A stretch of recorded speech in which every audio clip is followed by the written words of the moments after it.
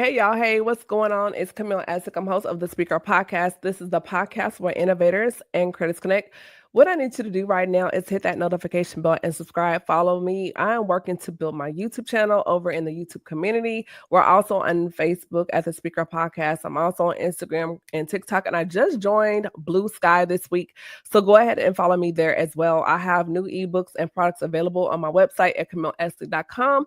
And y'all, this is the last episode for the month of April. Not April, Lord. This is November. Lord, my calendar, month of November. I'm super excited to have them here. This is my first time actually sitting down and talking to them. So I'm really, really excited to have them here. Dr. Charity and Kedric Marshall are here to join us. We're going to have a really good conversation about love and marriage. Welcome to the show, everybody.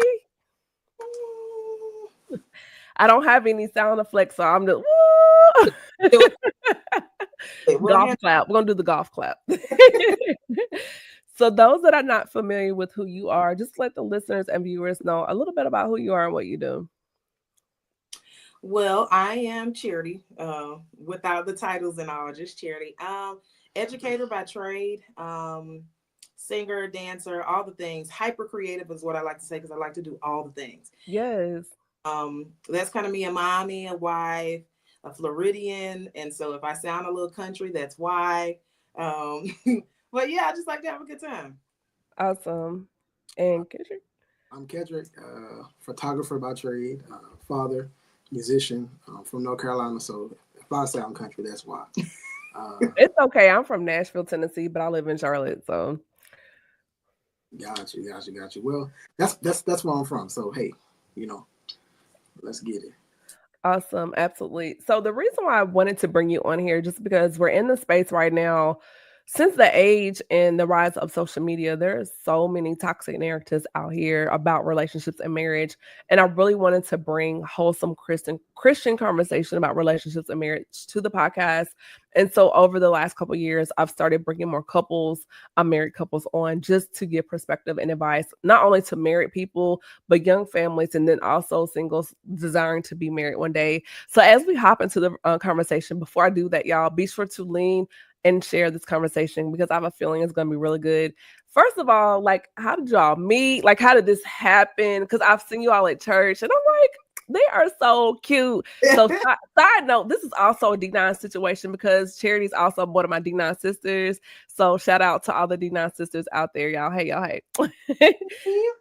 So I'll get into it. So I like to tell it because I'm a little more theatrical. And people, he's so melancholy, but it really is kind of like a Lifetime movie. A lot of people never believe us, but so I was singing at a concert. I didn't know him. I was living in Florida at the time. He was in North Carolina, and a mutual friend of ours. So we didn't know each other, but someone that we both knew shared the concert that I was singing live at. So he ended up following me on social media, and for a couple of months he would like photos or like comment under the photos, but I'm paying it no mind. I'm literally like post a serious relationship and not really interested in anything, and plus I'm like super creep. I watch way too much Criminal Minds. I never wanted That's my show. Come on now. I never wanted to connect with somebody via social media, so I literally paid it no attention. Coming from the church that I came from, we participated in Lent, the Lenten season, which is the fasting up until Easter, the 40 days of fasting. But I usually go until Pentecost anyway. And so we ended up kind of just like exchanging some small words in the comment section on Instagram. But I ended up going on my fast unannounced because I don't know you. We're not friends. We don't talk. I don't have to announce, right, that I'm fasting.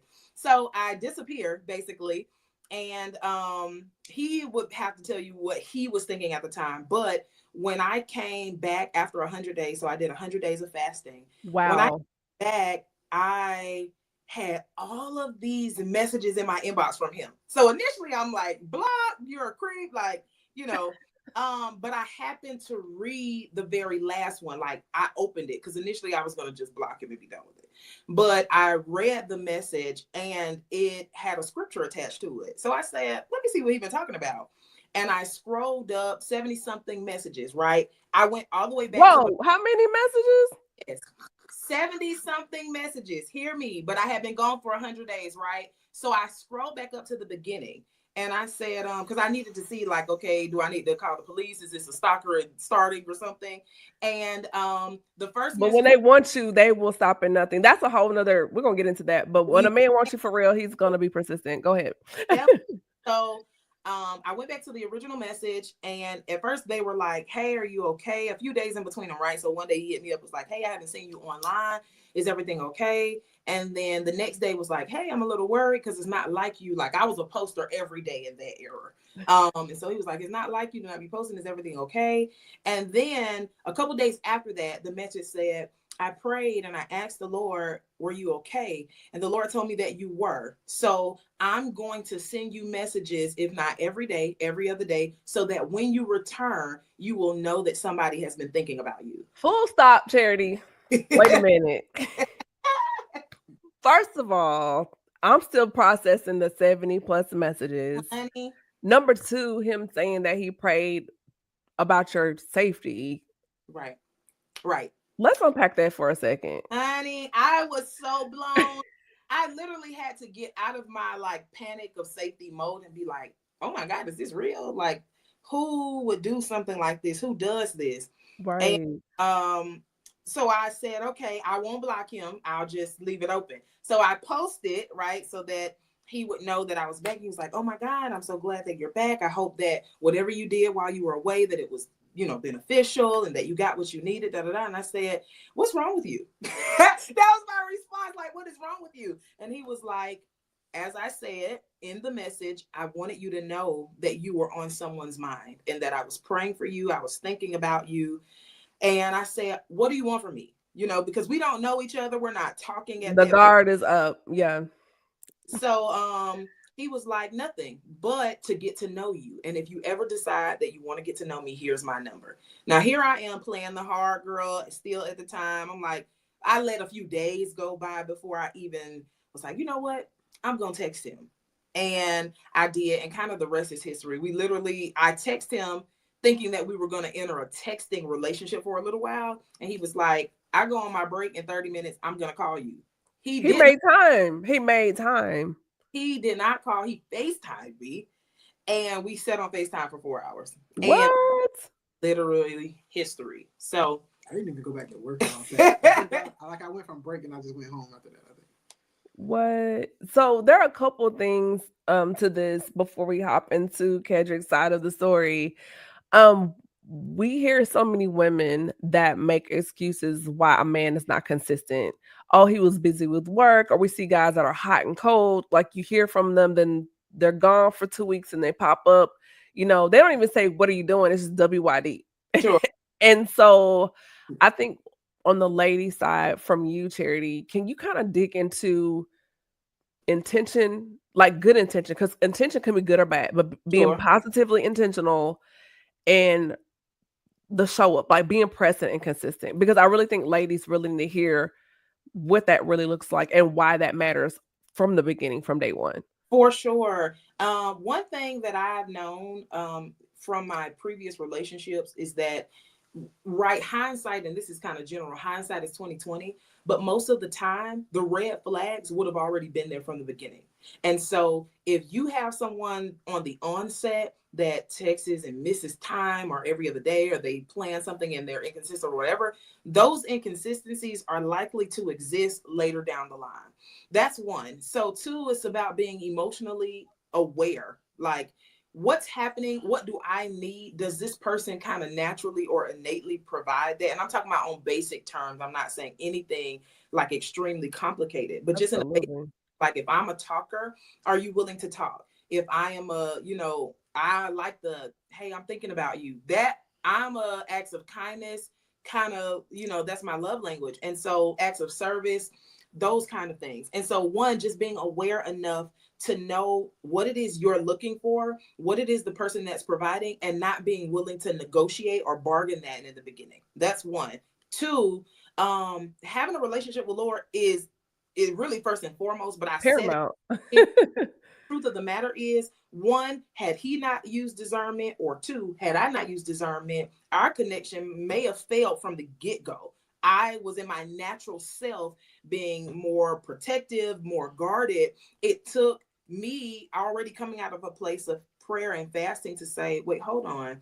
I don't think this is what I am initially believing that it is. Let me take a minute. Let me ask the Lord. Let me pray. Let me see, and the same for him, right? Because I could have been off entertaining other people. I could have been doing whatever else, but he had to follow the Lord as the Lord led him as well. And so those two things, right? Making the Lord the center from the very beginning, not even together, because at that point we weren't together. I'm talking about separate, you and your singleness. If you still aren't consulting the Lord about what he looks like, what kind of job he has, his location, right? Because I knew in my mind, I said, this would never work. I never wanted to live in North Carolina, so I'm like, why would I even but God knows.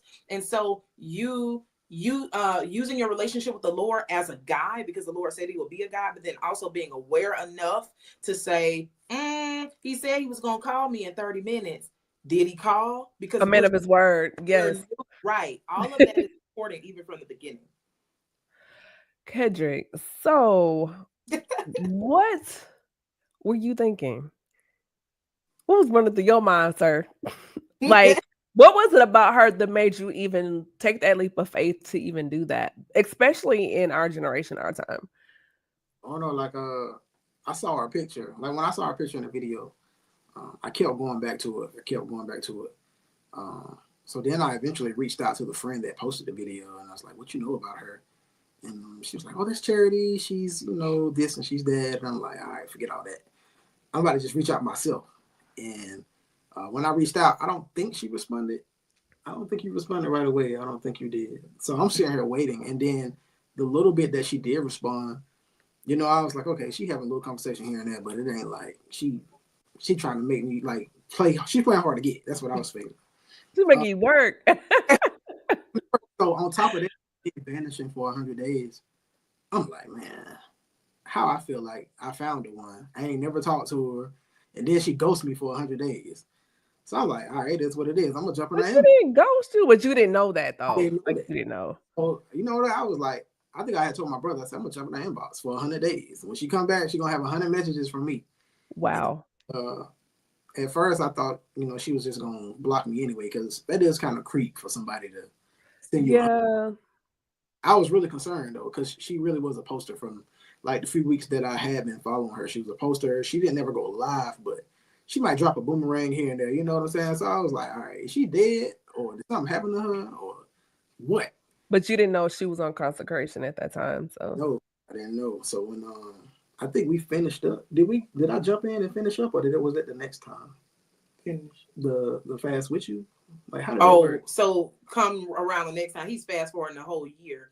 By the time we are together by this point, Lent comes around again. I'm like, okay, it's Lent time. I don't talk as much during Lent, whatever. And he was like, okay, cool. What are we fasting from?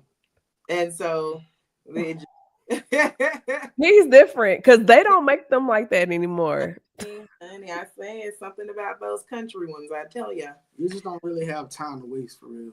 Like I'm getting older, she getting younger, and you just gotta that Jack and Edge ministry. We ain't getting no younger. We might as well do this. Like, yeah. When you know, and that's a real thing. I know a lot of people say that jokingly, but when you know.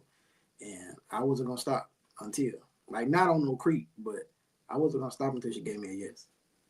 I just see like so many, and I've been guilty of it too.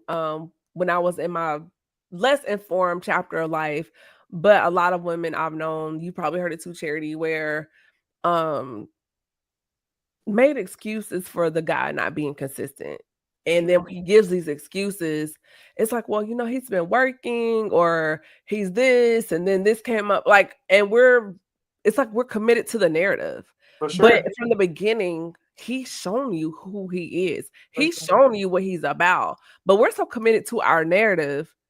We're just letting all this stuff fly. We're trying to we are walking down the red flag to a yellow to a green. Sure. And it's like, it was a flag on the play from the very beginning. Right. And the other thing is, and I tell people this, introspectively, what we allow tells us a lot about ourselves, right?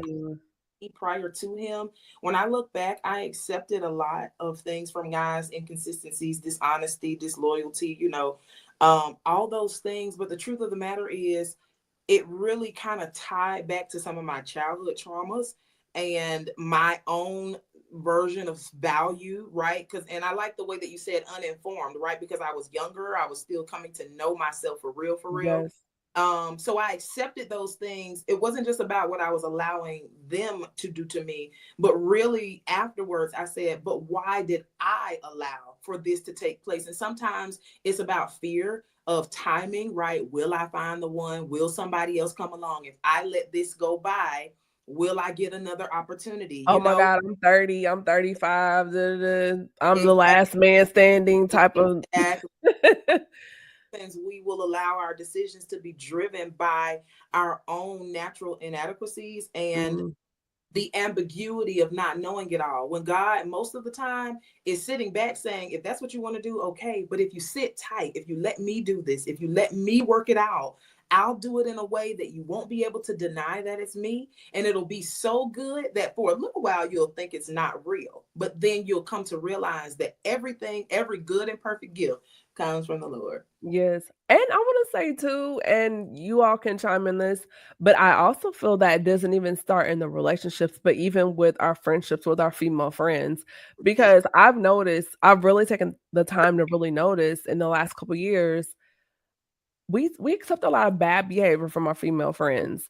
Like Mm-mm. they go get a man, they disappear for 6 months to a year, then they break up or get divorced, and it's, hey girl, I'm back, and we welcome them back into the fold. Or Honey. they up and they have a situationship, and they pop up for air 3 to 4 months, and then when it fizzles, they're back. And it's like we accepted that in our female friendship. So what do we expect any different in a relationship with a guy? For sure. Again, leading back to us. Now, I'm a twofold this. I'm a table what I'm about to say for a later time. When Okay. you're married anyway, I had somebody tell me when you enter the covenant of marriage, it will highlight or expose the other covenants in your life. Now, I'm tabling that as it pertains to your comment about friends, right? Because Yeah. accepting certain behaviors from friends, you're going to realize after you cross that line anyway, if they weren't your God-given covenants or the people that the Lord designed for your destiny, or even just people that you should have held to a different level of accountability or standard, it's going to tell. And I Mm. understand that advice then, but to your point now, I'm like, you know what? I was so upset at how things fizzled out after I got married. But the truth is, some of even my friends' behavior was toxic. And I settled even in those relationships. Oh, that's my girl. She just happy. She in a phase. She, making excuses for people, but not realizing that it is okay to set a standard in your life across the board for your friends, for your relationships, for your other environments, so that not only you can become who you need to become, but also that people aren't offending the person that God is designing you to be. Absolutely. When I started doing that, the phone started ringing less and the sister circle started to thin out. Mhm. And then too, when I realized that some of my female friends were still involved with toxic behavior with other guys, after I've said, "Hey, I love you, but you're better than this," and they get mad, upset with me, I pull back because I'm just like, I need a circle around me that we're all walking in healthy behavior and activities. Now, For we've sure. all had our phase, or what For I sure. call the uninformed phase. But at some point, it's like you're still on this hamster wheel with For these sure. cycles with certain people, and you're allowing it. And as your friend, and I love you, and you're my sister, and I'm telling you the truth, and you're getting mad at me, I need to pull back. I got to pull back. Right. Right. So No. that's really Sure. good. For sure. One of the things I want to ask you all, as far as you both are doing amazing things, not only in ministry but your personal life. But how do you complement each other's gifts? And we see again in social media, because I'm using that as a foundation for this conversation, because we are of social media No. age. But just being a space of complimenting and not competing with each other and celebrating each other's wins. I tell people all the time. I tell the guys all the time that I learn a lot from my wife, a lot, and it doesn't make me feel any less of a man or anything like that, because I feel like whatever I'm learning from her, I can put it in the relationship, in the marriage, and grow us both. Mhm. So it's never been a competition. She learns things from me. It's some things that I'm good at. It's things that she's good at. We just put them together and make it work, and it always ends up being amazing. Mm-hmm. I agree. That I think a lot is about perspective, but also about intake. So let me explain. Mhm. When we came to the table, we kind of have that narrative where I was already, by the time we met, I was finishing my master's, headed into my PhD program. Now Kedric is like, I know everything about everything else, right? So like I we were riding in the car one day, and while people will be like, "Oh yeah, she's into the books, whatever," he was like, "Yeah, you smell that in the air?" And I was like, "What are you talking about?" And he was like, "This, the rain, you can smell it." I said, "What does it smell like?" And he was literally showing me not even just how to smell rain, but then he told me to look over into the distance. He said, "You see that right there? That's rain, but it's far out. It's probably in the next city." Da, da, da, da. So perspective, right? Because some people would feel like, and I'm just using this as an example, a lawyer and a lawyer work best together, but it's not that in our case. I believe that marriages are to symbolize in a lot of ways the relationship that we have with God. And so the same way that the Lord's strengths are made perfect in our weaknesses, there are things that I am extremely good at that I'm able to compliment him, right? Because the Bible also says that a man who finds a wife finds favor. And sometimes favor comes in the form of tangible things, right? So there are things that I can literally give, show, do. But in the same way, there are things that I am not good at, or things that I wasn't, when we met, that he would take the time to teach me. Like, this is how, let me show you how so and so and so. Like, this was the first relationship that I was in with a guy that everything that ever went wrong with the car, he already knew how to fix it. He could do it himself. Like, Wow. anything that was, oh, my apartment, so and so, no problem, I'll be over there in a minute. And I was like, wait, you know how to, you a plumber, and just kind of figuring those. Handy. So he is such the handyman, but also in the creative space as far as photography and videography. Just in a personal way, just being very transparent. Prior to him, I would post via my phone, but I was never scheduling like professional photo shoots. But his eye would say, let me do it. Let me show you what I see. Let me be able to do it. Mm. And that pouring into on the emotional and mental side is just priceless. So, some of that is about perspective, how you see what each person brings to the table and how you choose to make that. But when I say intake, I mean also making sure you are guarding your covenants, ear gates, and eye gates from things and people who will speak against what you feel complement each other and try to make it out to be a weakness. I had friends to say, "Oh, Kedric isn't da da da da da," and like when we first met, and I can say this is very vague, but I was already tongue talking and everything when we first met. He wasn't speaking in tongues, and at that time, and I remember a friend saying, "How you gonna marry somebody who can't even speak in tongues, or whatever else, right?" But here, the Lord, knowing what the Lord was going to do when he would do it, some years later, he would receive the evidence of speaking in tongues.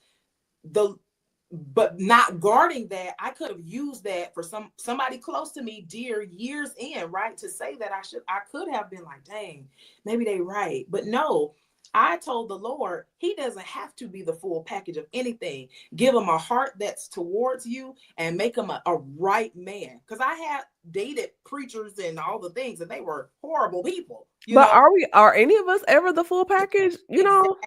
Exactly. But I knew what I had told the Lord. And so Yeah. when those comments came in, I was able to guard us and say, you know what, that's your perspective, but I'm going to lean with Jesus. And I'm so glad I did. Kedric. I kind of like blocked out. Well, honestly, I didn't even have anybody on my side that was like, she ain't this and she ain't that. A lot of my brothers and like homeboys was like, hey, yo, you better quit playing.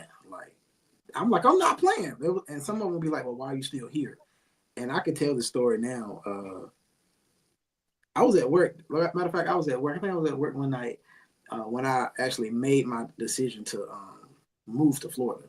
Mm-hmm. It was me. I called my mom. I said, "Mom, I'm out of here." She was like, "What are you talking about? Aren't you at work?" And I was like, "Yeah, I'm at work." And I said, but I'm about to leave. I left in the middle of my shift, went home. I packed up my car, packed up my clothes. The next morning, I was on 10, headed to Florida. What? Because, yeah, I didn't Well, want. that's out of context, right? In context, but out of context. So I had finished my master's, as I said, headed into my PhD program. Initially, my PhD program was supposed to be in Atlanta. My master's was in Atlanta. And so we were commuting. Like, he was visiting me in Florida, and then I was going to visit him in North Carolina. So when the idea of me moving to Atlanta full time, it was like, oh, perfect. Charlotte is right up the road. That'll be great. I ended up getting a better offer in South Florida. And so I called him one day and I was like at work while he was at work. And I said, I need to talk to you. It's really serious. And he was like, okay, I'm gonna step out, whatever. And I said, I know that we have been talking about me going to school in Atlanta, but I got a better offer in South Florida. I'm going to have to move further south into Florida. And he was like, okay, like how far? Because we were already commuting 7.5, 8 hours. And I said like 14, 15, because I was moving to Miami. And he was like, yeah, no, at first. And I was like, well, I don't know. We're just going to try to make it work. We're going to buy a flight in advance. Like me just being completely emotional. And he was so calm. And I didn't know why at the time. But I think he had already said in his mind, like he was telling it from the aftermath, like, yeah, I'm definitely. So I asked him to meet me in South Florida, help me while I was going apartment hunting and stuff like that. Well, when I called him to tell him that I was getting ready to be at the airport, he was like, okay, let me know when you make it, I'll let you know when I make it. Well, he was already there. So he had already gone to Florida, already started his apartment hunting. Before I got there, I'm the reason why we're in Miami. I just want him to go with me. And he had already gone before me and set himself up. And so when we met, I'm like, well, how you got here so fast from the airport? But that goes back to a man being intentional and knowing what he wants, and he's already making plans. What's that song by Wale, Matrimony? And it's just like, I know we're doing like R&B, but but it's just like, he has plans for you. And when he does that, then he's going to put those things in action. So absolutely. And that's what happened. So, I said out of context, but I literally meant he was missing the huge part that we initially planned to keep commuting, but once he knew I would be a little more out of reach, he made sure that I was not out of reach. Yeah. That's really good. So then going deeper into this, because we have a lot of what I call Instagram relationships and people do a lot of promotion online. But what about just being purposeful in your relationship versus doing it for the gram? Because isn't it really about just having real connection, real friendship, real intimacy, and not just for likes and clicks and shares and the algorithm? Like, what are your takes on that? That stuff can't take care of you at home. I don't think you need to say that again. It can't take care of you at home. It can't cook for you. It can't read when you're having bad days. It can't do any of that, anything for you. But anybody can like a post, but like, what are you like at home? You know what I'm saying? Like, can you feel me when I'm quiet? Can you hear me when I'm quiet? And Instagram posts and likes, like, people sell love all the time, but it gets you nowhere. Like, it literally gets you nowhere. And when you close the phone, close the laptop, close social media, and if you're doing it for that, at the end of the day, you're still by yourself. Mm-hmm. And that's a whole nother like topic, because people smile and laugh all the time on social media, but be sad when they close it. They'd just be sad. And you wouldn't know that because they got 1 million likes. But 1 million likes cannot compare to, what's the best way to put it? It can't compare to the real thing. That's just, it's real life. It's like, to me, because I observe a lot of things online, and Charity, let me know if I'm wrong. It just seems very transactional to me when I see a lot of people talk about, and I hate this term, it makes me cringe, high value and the list of making this and that, and what are you doing for me, or these 50-50 conversations. And I'm like, 50-50 is not in the Bible. It's not biblical. So I just hear these things, and at the end of the day, I don't care if they're making 7 figures, because you can be a high earner, but it doesn't make you high value if your character is in the deficit. Absolutely. And So I'm looking at character. What is your intention? Are you someone of integrity? You For sure. know, I think that's what matters. What are your takes on that? Honestly, you're going to get all of that offline anyway. What came to mind when you initially brought it up is he and I posted a picture one time because for the first, I don't know what, year and a half, almost 2 years, we didn't post each other. So we were together. He had already moved to South Florida technically, but we didn't post each other. And that was kind of, I am more private. People actually have our personalities very wrong. So he is way more of the outgoing, very like, I don't meet no strangers. I want to talk to everybody. I'm really the complete opposite. When I am in social settings, can be social, but the truth is I'm a major introvert. I don't really want to go. I don't really want to talk. That's kind of more me. And so we didn't post for a little while. When we finally did debut, we posted, it was some time later, but we posted a picture of us matching, which we still kind of do that today. But we posted a picture of us matching, like we had on matching shirts and matching shoes or whatever. And I remember a comment getting back to me from one of my closest friends from our past. And she was like, they just trying to put on, but they not really happy, so and so and so. The And hate. Some people are just anointed to hate, right? but I remember us like literally laughing about it because the truth of the matter is, like, even right now, I'm off of social media technically. So people haven't seen me on social media since Mother's Day-ish. And that's just, I've been working on, other things and trying to center for what's next for me. So I have no problem unplugging. But I was saying that to say, people will assume good or bad either way, right? Via social media. But the truth is, what you establish in your home, the atmosphere that you establish in your home, the relationship that you establish in your home, and like us now with our children, that's going to always supersede whatever is external. Because like Kedric was saying, at the end of the day, when you're having a tough day, your foundation has to be solid. It cannot be based on outside opinions, outside validations, outside affirmations. You and your partner, or you and your spouse, have to know how to handle each other, how to talk to each other, how to engage with each other. And I remember even telling somebody recently, because they were like, well, you know what? You all always talk about, well, let me consult with my husband or let me consult with my wife. And As you should. that makes people feel like y'all can't make decisions without each other. And I said, the truth is, it doesn't matter how it makes other people feel, because what we have come to respect about each other is that we respect each other's time and opinion enough to consult one another. Absolutely. And so I use that as an example to say, we are already sure on that boundary. So it didn't matter whether, outside social, what people see, if they validate it or affirm it, because we have tried to be really intentional about, okay, what matters to us? What is important to us? And if people really, really knew us, they know we're not anything but a bunch of goofballs who like to have a whole bunch of fun. And we sit and joke and laugh and play all day long. That's so good. Kedric. Ask me the question again so I can give you that.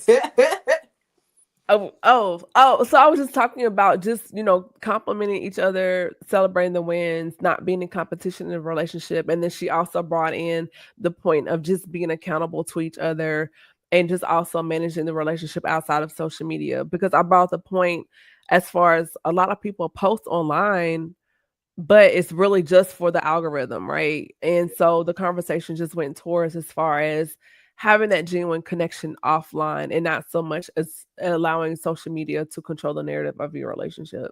Yeah, I try to build my day around my wife, right? So how she feels matters, what she needs matters. And it's not a social media thing at all. Like when I post her because I feel that way. I don't care if Jack don't like it. I don't care if Tom don't like it. I don't care if Susie don't like it. I'm gonna post her because that's how I feel. And if I can't show her off, what's the point, right? If I be proud and happy, what's the point? Or if I can't be uh if I can't be excited to have her the way I do have her, what's the point? And I want people to know that what we have is authentic, it's real, it's not for show, it's not for play. Who you see is who you get, and that's just us. Like she said, we are jokesters, we love each other, we just like to have fun, we like to dress alike, we like to just like to be together. Like, is Just that being besties as oh, you should. together like all the time? Like some guys and some of the fellas might beat me up for this, but some guys just be like, I need my space, I need my space. Not me. Like, where's you going? Like, if you What kitchen you say? What you to going? get the bait with you. If you want to get some water, we're going to get some water together. That's just how that's my take it. Oh gosh. And So let kind of me plug in right there, right? Because yes, that does not work for all people. right, For me, coming from relational spaces where I realized that I was even subconsciously begging for time, begging for attention, settling for people basically picking me up and putting me down when they wanted to, it was a breath of fresh air to have someone who consistently says, no, I enjoy your space. I enjoy spending time with you. I don't have to always go da da da da da or be apart for X amount of time because I enjoy our time together. Someone who was primarily focused on what we were building. That was very new for me, you know? And so while that remedy may not work for all people, right? And granted, we have our time and our space to be able to do things, you know, right. in our own way. The truth is, sorry, our kids are here. No Um, problem. the truth is, I appreciated that because it gave me something different. That's good. So how do you all create safe spaces of communication for each other? Um, there are situations where people are walking on eggshells because I just feel like if you have to do that, therapy, maybe, but just creating those safe spaces of communication. So even when you don't agree, you can do so in a space where it's honest, transparent, but you're not destroying your partner. Because I've heard someone say, and I've kind of taken it on as myself as a single person, but I'm like, it's very true. It's like, do you want to be right or do you want to be married? That's a thing, honey. That is a thing. Yeah, it is for sure, for sure. But it goes back to just setting the tone for your home, right? So even if we do having a disagreement, like if my voice is here, your voice is here. Like we're not yelling at each other, we're not storming off, leaving the house, or none of that. Like we're gonna talk about it, and just like I said about the voice levels, and you just got to know how to talk to each other and respect each other. And Mhm. that sounds so like, oh my gosh, she's lying. No, I'm not. Like that's how you keep. That's how you keep the what's the word of the disagreement, right? So you're not. It's not getting out of control. That's how you manage it basically. Mhm. Managing conflict, yeah. And what we did on the front end, and we revisited, right, is say, like, these are our non negotiables and angry moments. And you So, do that at the beginning? exactly. Okay. So, before we got married, you know, I said, well, we haven't really had major, you know, conflict. What are you like in conflict? What am I like? And I said, sometimes I just need to, and I said this to him. I was like, you know, sometimes I just need to take a minute. So if we're upset and I just need to leave the house for a minute, you know, you just have to let me do that. And he said, respectfully, I want to find another way because leaving does not work for me. Right? Like if you need to be apart for a minute, okay, or if you need to go to a different room or you just want to table the conversation, that's one thing, right? And so he's talking about things that work for him in angry moments. We're not talking about the good stuff, right? We had the conversations on the front Yeah. end. All right, I don't like when people do this when they're upset. I was able to offer that as well. And then we set that boundary. Once we got into marriage, right? Because we know everything isn't always peaches and cream. We already had in our mind, like, okay, let me, even though it's more natural for me to respond this way, I remember that we came to the agreement that this is how we would. He was, one of his things was, I don't believe in ever going to sleep upset. So even if My you do grandparents did all that. They would stay up all night and talk until it, and yeah. that was his thing. I won't hold a grudge long, but I still wasn't the person. I'm like, maybe I need to get some sleep first, right? But he was like, no, I don't want to, I don't want that type of household. If there is something, we can go all day and have not addressed it per se, but before we actually go to sleep and wake up to the next day, I want us to have come to a different place about it. And I, that while that wasn't my norm on the front end, it's something that I've come to really respect. And it's something that I actually offer when people ask me, for advice and things of that nature. I'm like, it sounds cliche, but it's one of the things that leaves less room for the enemy. Yeah. Yeah. And then the thing about him not wanting you to leave, I like that because how many times have you heard stories about a couple having a disagreement and someone got to an accident and their Exactly. last conversation was that.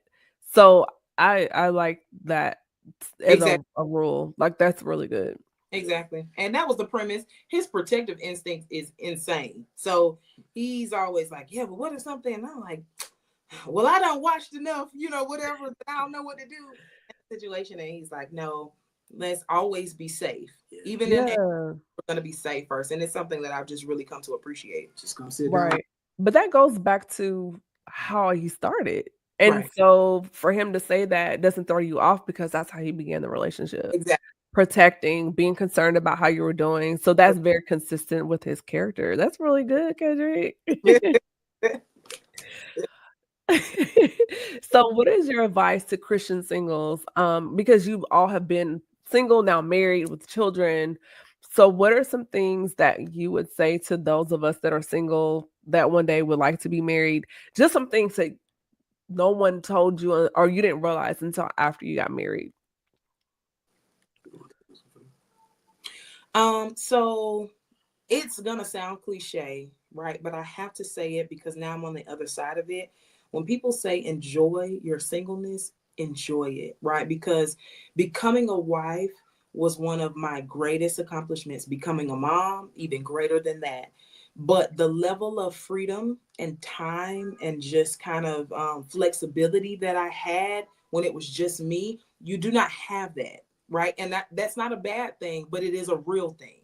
So I've come to make adjustments and really appreciate the newness that I have in my life and being a wife and a mom.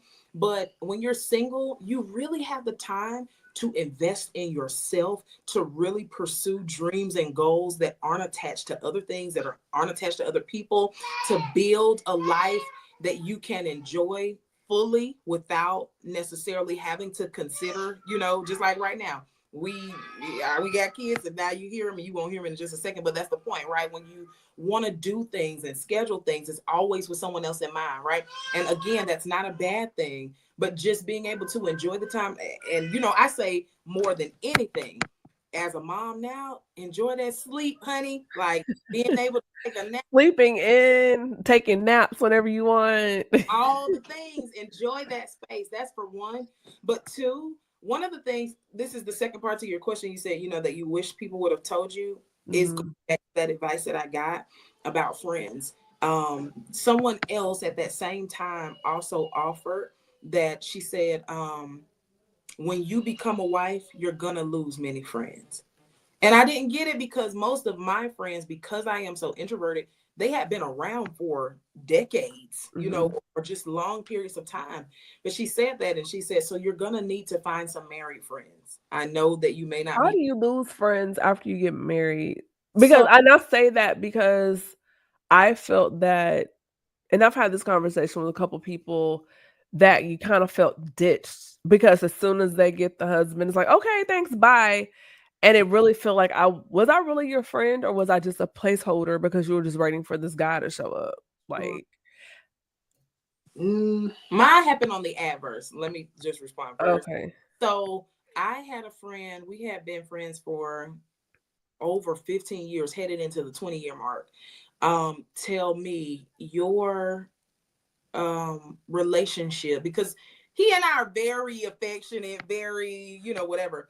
And she told me, I said, well, why haven't you been coming around? We haven't been talking as much anymore. Like, is everything okay? Yada, yada. And she said, your relationship highlights my singleness, and I need to find a better way to deal with how that makes me feel. Now, this is completely blowing me away because again, we have been friends so long at this point It's not something that I would have expected from, that person. But I'm using that as an example, excuse us, to say that threw me off. But to this day, our friendship, after almost 20 years, completely dissolved. And I never knew any extra details beyond that statement. Another case, I had a friend, once I got married, became hyper indulged in the idea of also having a spouse at the same time. Like, oh, if you got your man, that means mine must be on the way. This my season, da da da da. And so when it didn't manifest in the time that she thought, same thing, just kind of disappeared. And it wasn't like that for all of the relationships that I lost, but just as an example, right? Because sometimes your priorities change, right? I might not can stay on the phone till 3 o'clock in the morning. I might not go out for girls' night, every time now that I have 2 children, all those things. And so those are factors. So whereas I do believe that some people experience like, oh, now she married, so now she don't know us. Our narrative was the complete opposite. We were looking for our friends. Like, where is everybody gone? And they just kind of disappear. But back to the advice portion before he steps back in, is whatever your idea about marriage was prior to marriage is still not gonna fully prepare you for what it is.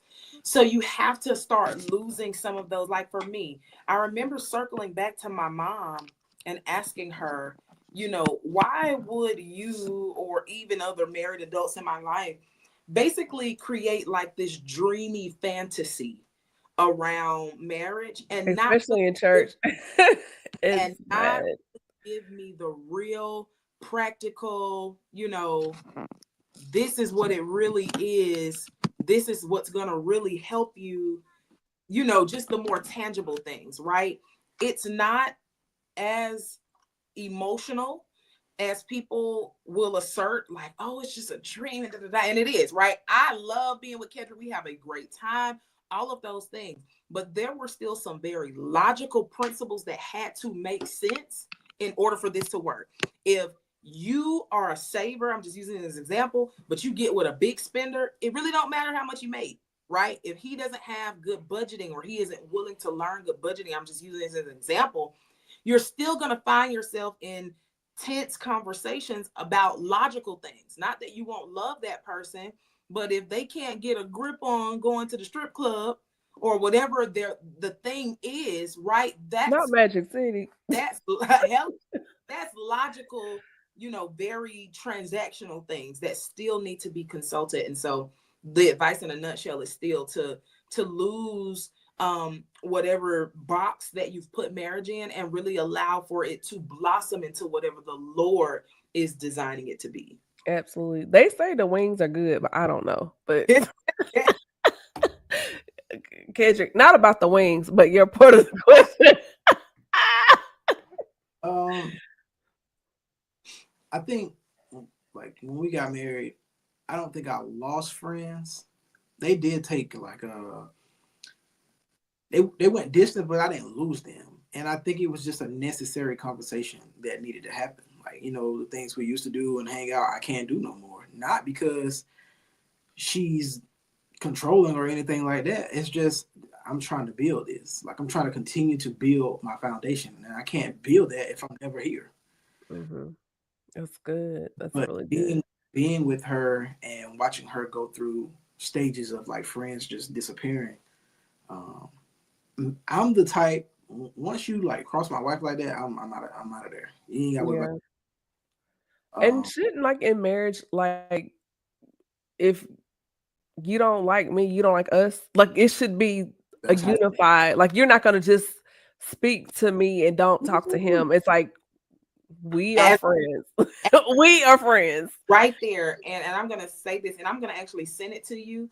One of my sorority sisters posted a link. She had just gotten married, and she said, "Here are my 10 do's and don'ts for leading up to your wedding and post marriage." And one of her points was, if they are not your friends, like the both of you, they don't have to stand up there with you. Because, and she explained every single point, and she said what she found was that if people secretly didn't approve of him, they didn't last in the aftermath anyway. And so if they don't stand for you and your spouse, you have to kind of check the personal relationship. How you don't have to be his best friend, right? But if you were like, oh, then how are we going to maintain a relationship? Because there's always going to be a line that you cannot cross because he is my husband. Right. Mm-hmm. I think the friends that left, so like she said, we are very affectionate. We just lovey-dovey people, like a lovey-dovey marriage. And I'm not gonna dumb down my love because it makes you feel away. You know, I'm sorry that our marriage reminds you of your singleness. I know that probably sounds very harsh, but what, I'm supposed to not love her because it makes you feel away? That sounds like you're jealous, but Yeah. But that stuff comes out, right? Because even to that friend, when the verbiage was used, they were very offended. How could you think that I would ever be jealous of you? Da da da da da. But a lot of times people struggle with the truth about their emotions when it's about people that they are close to. Maybe you are not a jealous person. It may not negate the fact that you are feeling jealousy. And the truth is, that's the enemy's playground, right? When he can make us resent people or things, or be jealous about things or people or covenants, when the truth of the matter is, every person, every covenant pays its own price. You have to know that what's for you is for you. And whenever that comes around, you're going to appreciate even the timing that comes around. If I married the person that I actually wanted to marry, wow, like if I didn't choose to celebrate, or like the Bible says, rejoice with those, I wouldn't be able to fully rejoice in my own goodness, because I would have spent so much time trying to build something to be a part of other things and other people, instead of realizing that person was not for me. And I am so glad that I didn't base my own inner status off the status of those that were around me at the time. Like they say, always being the bridesmaid, never the bride. I wasn't even being the bridesmaid, right? I was knowing people and just attending the wedding or singing at the wedding. I wasn't even being the bridesmaid, but just still watching it happen for all of these other people when it came so close for me a few times prior to. But I'm so glad that I just chose to find contentment and say, you know what? If they are not for me, as much as I may have loved them or whatever at the time, I gotta wait for what God has for me and be happy for those who get to experience that at whatever point. absolutely.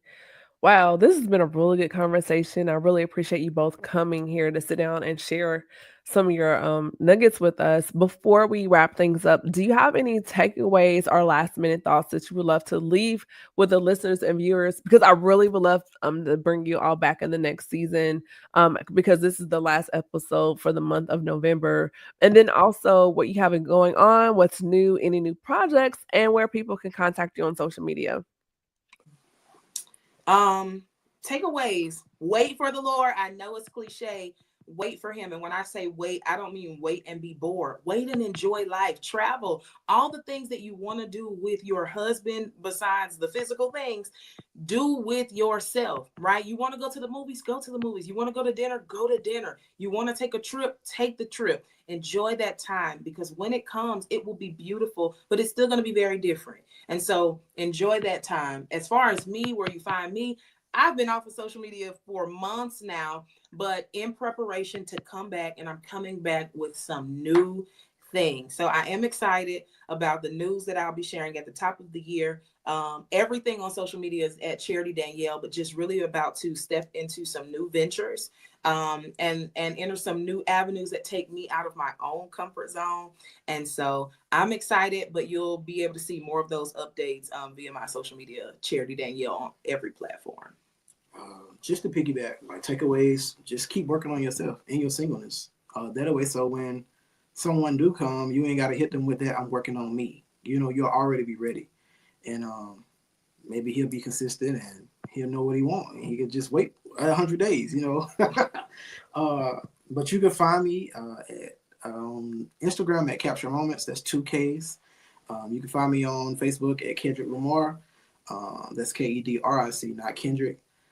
Just stay tuned for like a lot of specials getting ready to drop with the photography company. We got a lot of big things coming. We got a great studio space to work out of. So just stay tuned for that. We're traveling where we for quite a bit of time. Yeah, So yeah, when the yeah. specials drop, if you want to get on them because he is thankfully booked and busy. Yeah, for sure. So just stay tuned for that. For the dates, and hopefully you book. Absolutely, y'all. Thank you so much. And sit tight right after we end the live. Everyone, I hope that you got something from this conversation. I really appreciate it. I learned a lot just listening. I hope that you did too. Be sure to connect with us online at the Speaker Podcast on Facebook and YouTube. My new ebook is out. Women Empowered Unleashed is available on my website at CamilleAsic.com. I am working to build my YouTube channel. So please slide right over, hit that notification bell, and subscribe. And y'all, normally I do a sabbatical December to January, but we have a couple of things coming up in the month of December, so be sure to stay in the loop for that. With that being said, this is Camille Esick. I'm host of the Speaker Podcast, the podcast where innovators and critics connect. We will not be on next week because next week is Thanksgiving, so I need y'all. We gonna enjoy this dressing, not Stephen dressing, okay? Right. And I need y'all to be safe out there doing the holiday shopping, Black Friday, Cyber Monday. And just remember, this is a season of blessings. Also, reach out to those that may have lost loved ones because of seasons like this. It can be hard for some people. So just let people know that you're there for them and be supportive. Love you all. Good night. Be blessed. Bye.